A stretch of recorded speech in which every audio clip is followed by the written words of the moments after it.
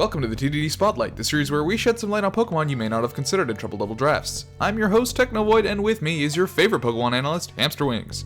We had a draw last episode, so we flipped a coin, and Honchkrow won the spotlight with some super luck.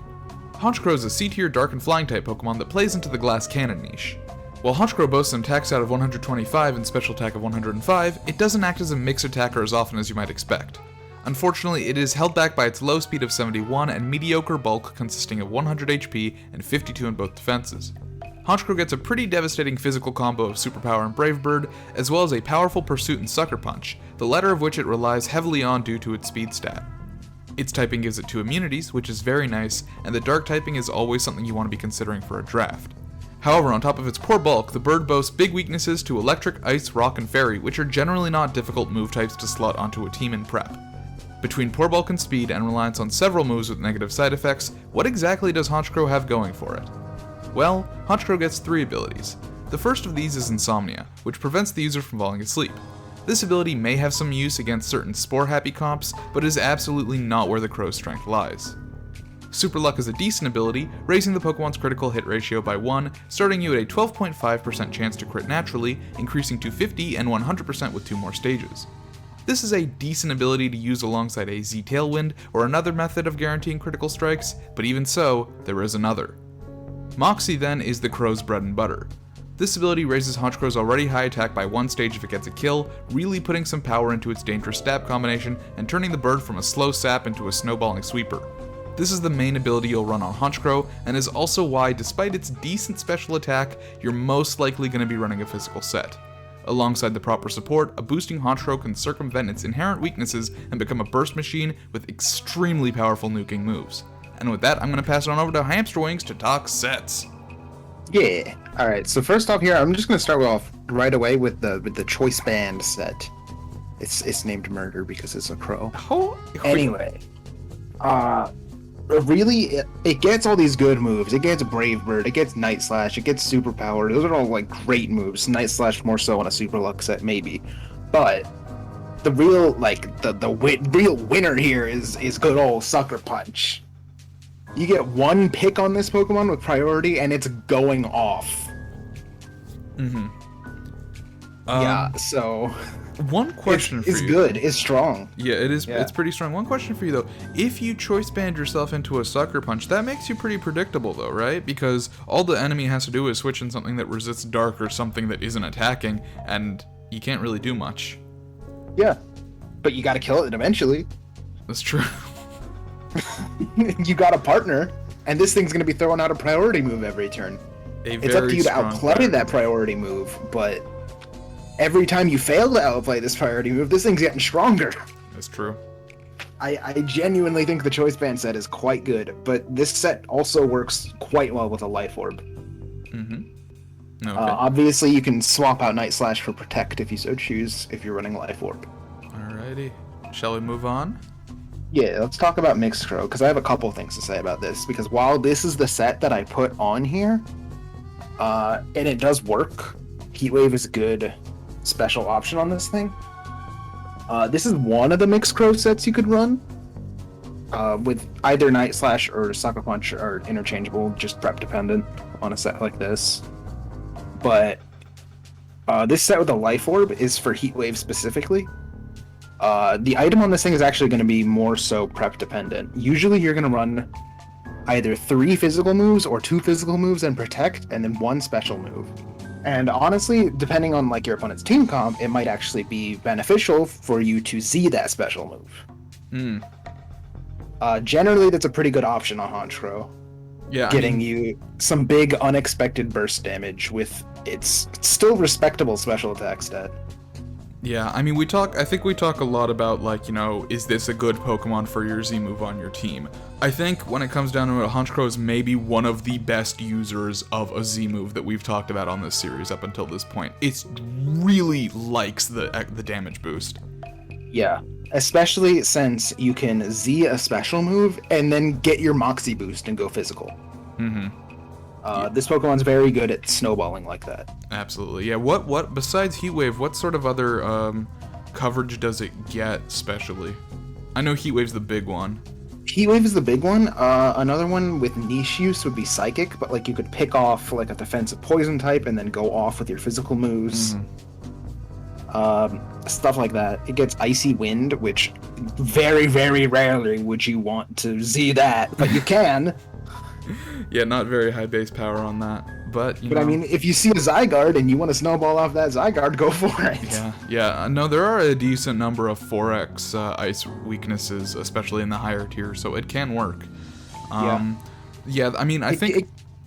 It gets Icy Wind because, of course, it gets, every move that Murkrow gets. Yeah, of course. Yeah, I mean, I think a big problem with Honchkrow is how slow it is. So not having Sucker Punch on a set is actually... I'm surprised to see Night Slash over Sucker Punch. Well, it's just situational. Yeah. Usually you'd want Sucker Punch on this shit, but I just put Night Slash because I felt like it. Fair enough. Alright, moving on to the Crit Crow with the super look. Yeah, as you mentioned in your intro, this is the Flying MZ Crit Crow. With Super Luck, after you get up your Tailwind, you are not only fast, but you are always critting. Yes, 100%. You do unfortunately lose your extreme snowballing that comes from Moxie, but the 100% crit is still quite nice. It'll pierce all the defense boosts, and Superpower won't be dropping your attack because you're always critting. And you will be fast, which I know you already mentioned, but I feel like that cannot go undersaid. Yeah, for sure. Honchkrow being fast is really nice for it, because then it just goes first without Sucker Punch a lot of the time, and that's really nice for it. Yeah, and I hadn't even considered circumventing the superpower nerf, but that's very true too. Yeah, I mean, you do also circumvent it with Moxie, technically. I guess so. If you get a kill. Yeah. Okay, alrighty, and then moving on to the last set, we got Honchkrow. Yeah, Honchkrow here. Ideally, you would want another Tailwinder with this thing, but if you can't swing that, then you can run Tailwind on it. But you have your Fly MZ Crystal again, and it's very flexible. You can use it on anything, but the main point of this set is to use it on Mirror Move. Do tell. Because what Z Mirror Move does is it copies your opponent's move, turns it into the Z version, and also gives you +2 attack. Oh boy. Yeah. Oh, that's strong. That's the only way this thing's gonna get up a Swords Dance. Even if you fail to copy anything, you still get that +2 attack boost. Oh, that's really nice, yeah. And then, again, I don't know why I put Night Slash on here. You should run Sucker Punch. Most of the time. I think Night Slash works well. Night Slash works because I put Tailwind on this set, but ideally you would want a different Tailwinder with this because 2-turn setup is kind of rough. Yeah. I mean, Brave Bird is so huge. The big problem with Brave Bird, of course, is that you are losing health constantly. Yeah, and honestly, because of the +2 attack, this is the only set that I would feel comfortable saying, yeah, you can run Drill Peck instead. Yeah, because you're going to start off with that attack boost rather than needing to work for it. Yeah. Okay, alright. Anything else to say on sets? Yeah, I didn't include any of them here, but as I said earlier, this thing does get all of the moves that Murkrow gets, Murkrow being a fan favorite of this series for a while. I didn't put any support sets on this because it's low speed and it doesn't get Prankster. However, you could always run like a Taunt in there, a Feather Dance in there, if the situation called for it. Generally, I would say it probably doesn't, but, the option is there. Yeah, I think it's important to note for people that this is a very different Pokemon from Murkrow, despite it being an evolution to Murkrow. It still gets those supportive moves, and I think Taunt, you mentioned, is a big one, and Tailwind's another big one. It can use one of those moves. Like, we have Tailwind on a couple of sets here, but it should never be a supportive set, because you are wasting its only good stats.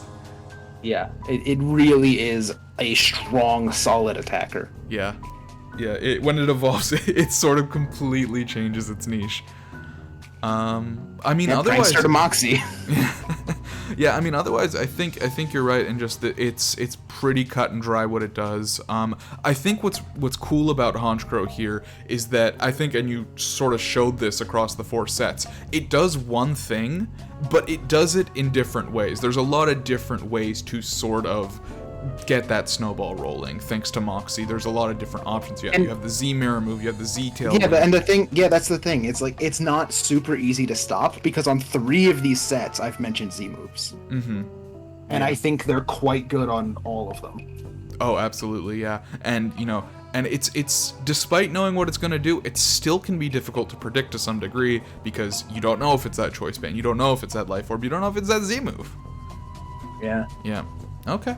Alrighty. Well, overall, as we said, Honchkrow can be a powerful nuke that takes out a priority target early, or it can be safe for a late game sweep once its checks are removed from play. It offers a very solid defensive typing alongside a great attack stat and boosting ability, and works well with Pokemon that can support sweepers, such as redirectors and clerics, as well as slow pivots that can get it in safely. It also pairs well with other late game sweepers by removing their checks with a very strong stab combination, and can nuke a key player before going down if they aren't expecting it. It is vital to remember, however, that Honchkrow's longevity is limited.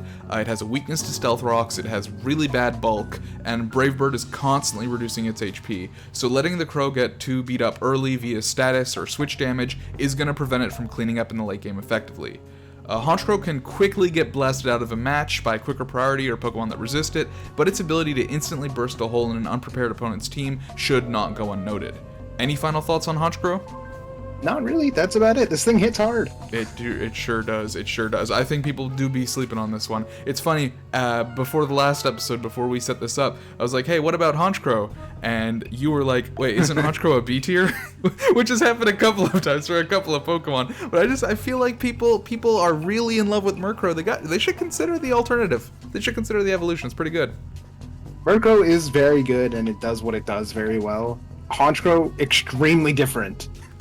But also very good. Also very good at what it does. Alright, well that is going to be Honchkrow. Hope you done learned something. Now it is time for you to vote on which Pokemon will be covered next time. Will it be the Grass-type Lilligant, or the Electric and Ice-type Arctozolt? Vote in the comments down below, and we will see you then. Bye-bye. Bye.